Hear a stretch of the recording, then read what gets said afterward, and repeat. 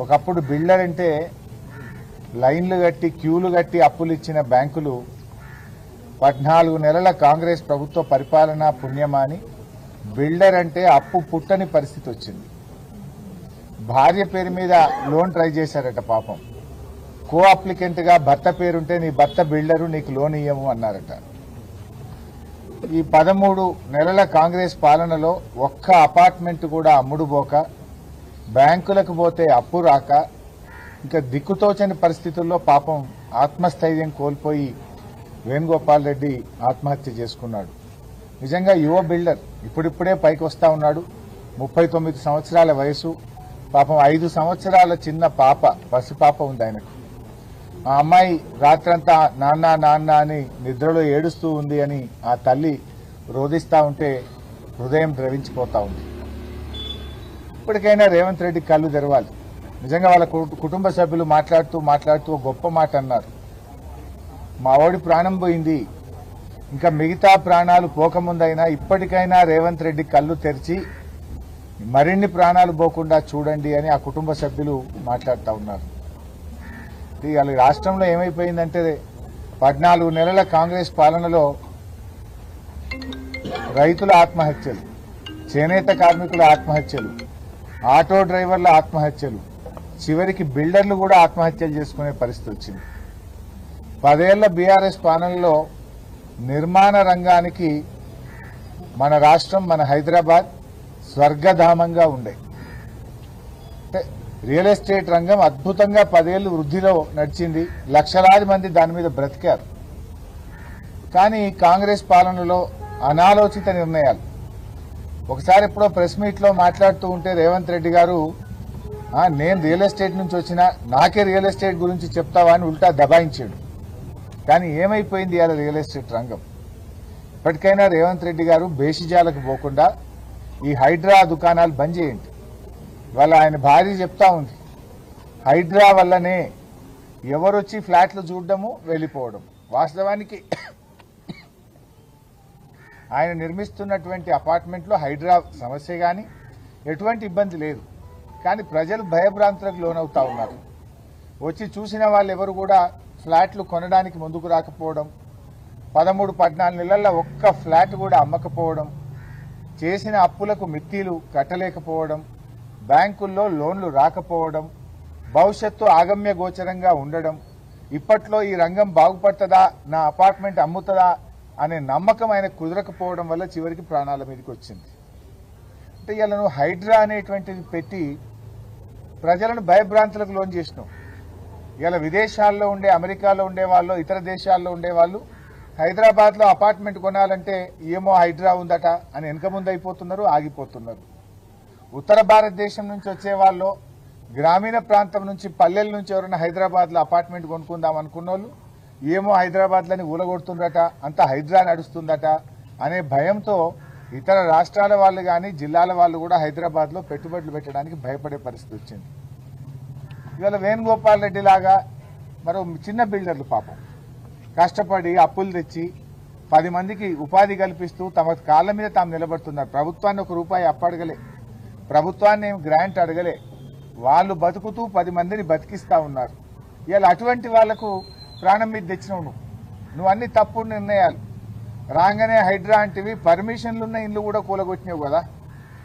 తర్వాత హైకోర్టు మొట్టికాయలు వేసినాక చేతులు గాలినాక ఆకులు పట్టుకున్నట్టు లేలే ఇప్పుడు పర్మిషన్లు ఉన్నాయి కూలగొట్ట అంటివి. కొట్టిన వాళ్ళ సంగతి ఏంది? ఇంకా కూడా రోజు టీవీ పెట్టి ఆడిల్లు కూలగొడుతుండ్రు, ఈడ ఇల్లు కూలగొడుతుండ్రు అంటే ఒక నెగటివ్ ఇమేజ్ ఇస్తా ఉన్నావు. దాంతో ఏమైపోయిందంటే ఆ పాజిటివ్ ఎన్విరాన్మెంటే రాష్ట్రంలో రాకుండా పోయింది. అటు మూసీలో పోతివి, పేదల ఇల్లు కూలగొట్టే ప్రయత్నం చేస్తుంది. రాగానే మెట్రో రైలు రద్దంటివి, ఫార్మా సిటీ రద్దంటివి, 10 గంటలకే హైదరాబాద్లో దుకాన్లు బంద్ చేయమంటివి. అన్ని ఆగమాగం నిర్ణయాలు, అనాలోచితమైన నిర్ణయాలు. దీని ద్వారా ఇలా ఆ పాజిటివిటీ అనేది రాష్ట్రంలో లోపించింది. ఇలా మార్కెట్ మొత్తం కూడా ఆగమైపోయింది. ఇవాళ జిల్లాల్లో కూడా అసలు ప్లాట్లు అమ్ముతలేవని, అపార్ట్మెంట్లు అమ్ముతలేవని, గేటెడ్ కమ్యూనిటీలు అమ్ముతలేవని, పిల్లల పెళ్లిళ్ళు ఉన్నాయి, పిల్లలు అమెరికా పోవాలి, ఏదైనా ఆపద పడ్డది, దవాఖాన ఉన్నది, అమ్ముకుందాం ఒక ప్లాట్ అంటే కూడా అమ్ముకోనటువంటి దయనీయమైన పరిస్థితి రాష్ట్రంలో వచ్చింది. 10 ఏళ్లలో కేసీఆర్ గారేమో హైదరాబాద్ అంటే దేశం మొత్తం హైదరాబాద్ దిక్కు చూసింది. ఉత్తర భారతదేశం వాళ్ళు వచ్చి హైదరాబాద్లో ఇన్వెస్ట్మెంట్ చేశారు. విదేశాల నుంచి హైదరాబాద్కి ఇన్వెస్ట్మెంట్స్ వచ్చాయి. కానీ మీరు వచ్చిన తర్వాత హైదరాబాద్ నుంచే బిల్డర్లు బెంగళూరు పోతున్నారు, బాంబే పోతున్నారు, నోయిడా పోతున్నారు. హైదరాబాద్ నుంచి బయటకు పోయే పరిస్థితి తెచ్చావు. మరి ఇలా ఈ వేణుగోపాల్ రెడ్డి గారి కుటుంబాన్ని ఎట్లా ఆదుకుంటారు? నేను ప్రభుత్వాన్ని మరి బిల్డర్స్ అసోసియేషన్ కూడా విజ్ఞప్తి చేస్తా ఉన్నా. ఇది మీ బాధ్యత కూడా. మీ తోటి బిల్డర్ చనిపోయినప్పుడు బిల్డర్స్ అసోసియేషన్ మొత్తం కూడా ఆ కుటుంబానికి అండగా నిలబడి ఆ చిన్న పాపను ఆ కుటుంబాన్ని నిలబెట్టాలని చెప్పి మన తెలంగాణ బిల్డర్స్ అసోసియేషన్స్ ను నేను కోరుతా ఉన్నా. ఇక 2 అసోసియేషన్స్ ఉన్నట్టున్నాయి. ఇద్దరు కూడా ముందుకు రావాలి, స్పందించాలి, ఈ కుటుంబాన్ని ఆదుకోవాలి. మరే బిల్డర్ కూడా ఇటువంటి పరిస్థితి రాకుండా అందరూ కలిసి ఈ సమస్యల్ని పరిష్కరించుకోవాల్సిన అవసరం ఉంది. రేవంత్ రెడ్డి గారు కూడా ఆత్మవిమర్శ చేసుకొని రియల్ ఎస్టేట్ అంటే నాకు బాగా తెలిసిన మాటల్లో చెప్పడం కాదు, మీరు వచ్చి వేణుగోపాల్ రెడ్డి గారి కుటుంబాన్ని పరామర్శించండి, ఆ ఫ్యామిలీ మెంబర్స్తో మాట్లాడండి, వాళ్ళకి ఏం కష్టం జరిగిందో అర్థం చేసుకోండి. ఇది మిగతా వారికి ఇలాంటి పరిస్థితి రాకుండా పరిస్థితిని చక్కబెట్టే ప్రయత్నం చేయండి. చిన్న చిన్న బిల్డర్లు ఉంటారు. బిల్డర్లు అంటే బడా బడా బిల్డర్లే కాదు, there are small people. Venugopal Reddy వాళ్ళు చాలా చిన్న వాళ్ళు ఉంటారు. అలాంటి వాళ్ళతో మీరు మాట్లాడండి. బిల్డర్స్ అనగానే పెద్ద పెద్ద కోటీశ్వర్లను పట్టుకొని ఆ 10 మందితో మాట్లాడితే అది బిల్డర్ల సమస్యలు కావు. చాలా మంది కూడా రెక్కాడితే డొక్కాడే వాళ్ళు స్వయం ఉపాధితో వాళ్ళ కాళ్ళ మీద వాళ్ళు నిలబడుతూ చిన్న చిన్న అపార్ట్మెంట్లో చిన్న చిన్న ఇండ్లు కడుతూ అమ్మే వాళ్ళు ఉంటారు. ఇలా వాళ్ళ పరిస్థితి దయనీయంగా ఉంది. ఆలోచించండి వాళ్ళ గురించి. హెచ్ఎండిఏలో అనుమతులు ఎందుకు ఆలస్యం అవుతున్నాయి? జీహెచ్ఎంసీలో అనుమతులు ఎందుకు ఆలస్యం అవుతున్నాయి? అధికారుల వేధింపులు ఎందుకు పెరుగుతా ఉన్నాయి? పర్మిషన్లకు లంచాల పేరు వేధింపులు ఎందుకు ఎక్కువైతా ఉన్నాయి?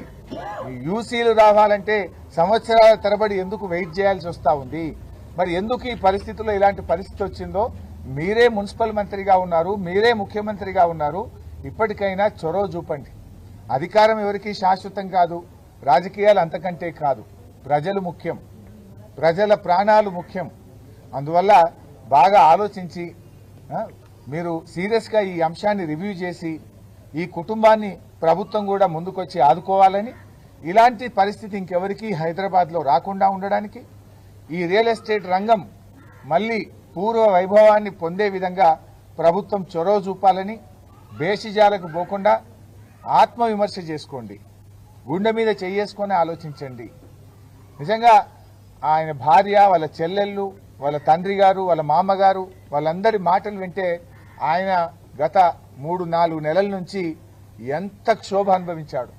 చాలా నిజాయితీ పరుడని. చనిపోవడానికి కొద్ది గంటల ముందు ఆయనకున్న ఎల్ఐసిలో కట్టిన డబ్బు 18 లక్షలు తెచ్చి ఎవరెవరికి అప్పులు కట్టాలనో ఆ ఎల్ఐసి రద్దు చేసుకొని లైఫ్ ఇన్సూరెన్స్ను ఆ 18 లక్షలు తెచ్చి కూడా అప్పుల వాళ్ళకి కడుతూ చనిపోయాడు.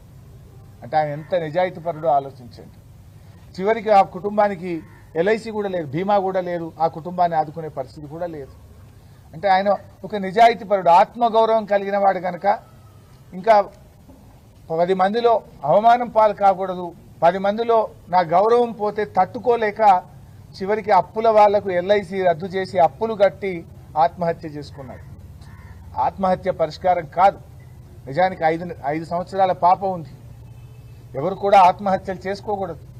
ఆత్మహత్యలు పరిష్కారాన్ని ఇవ్వవు. నిజానికి నీ కుటుంబ సభ్యులను ఇంకా బాధ పెడతాయి. ఎవరైనా ధైర్యంగా ఎదుర్కోవాలి. దురదృష్టం ఏంటంటే ఈ ప్రభుత్వం 13 నెలల్లో మారకపోతుందా అని చూశాడు. రోజు రోజుకు పరిస్థితి దిగజారుతా ఉంది. ఇంకా భవిష్యత్తు ఆగమ్య గోచరంగా కనబడి చివరికి తన ప్రాణాలు తీసుకున్నటువంటి పరిస్థితి. బీఆర్ఎస్ పార్టీ పక్షాన తప్పకుండా ఆ కుటుంబాన్ని కాపాడుకుంటాం. ఆ కుటుంబానికి అండగా నిలబడి మా వంతుగా మా స్థానిక శాసనసభ్యులు పార్టీ తరఫున కూడా ఆ కుటుంబానికి సహాయాన్ని అందిస్తాం. భవిష్యత్తులో ఆ కుటుంబాన్ని నిలబెట్టడానికి అన్ని రకాలుగా మేము ప్రయత్నం చేస్తాం. బిల్డర్స్ అసోసియేషన్ కూడా ముందుకు వచ్చి, అసోసియేషన్లు అనేటువంటివి మీ హక్కుల సాధన కోసమే కాదు, మీ సంఘంలో ఎవరికైనా కష్టం వచ్చినప్పుడు నిలబడడంపుడే ఆ అసోసియేషన్కు ఒక అర్థం ఉంటుంది. లేకపోతే ఎందుకు అసోసియేషన్ లేదు? 5 రోజులు అయింది. ఇన్ని బిల్డర్స్ అసోసియేషన్స్ ఉన్నాయి. ఒక్క అసోసియేషన్ వచ్చి కూడా మరి ఎందుకు ఆ కుటుంబానికి ధైర్యం చెప్పలేకపోయిందని నేను అడుగుతా ఉన్నా. ఆలోచించాలి కదా. అంటే బడా బాబులు అనే మీరు పెద్ద పెద్ద షోలు పెట్టి పెద్ద పెద్ద కార్యక్రమాలు చేస్తూ ఉంటారు. మరి ఇలాంటి ఒక మీ తోటి బిల్డరు ఆత్మహత్య చేసుకుంటే కనీసం ధైర్యాన్ని ఇవ్వాల్సినటువంటి బాధ్యత కూడా మీకున్నది. బిల్డర్స్ అసోసియేషన్స్ కూడా ఆలోచించాలని కూడా నేను విజ్ఞప్తి చేస్తున్నా.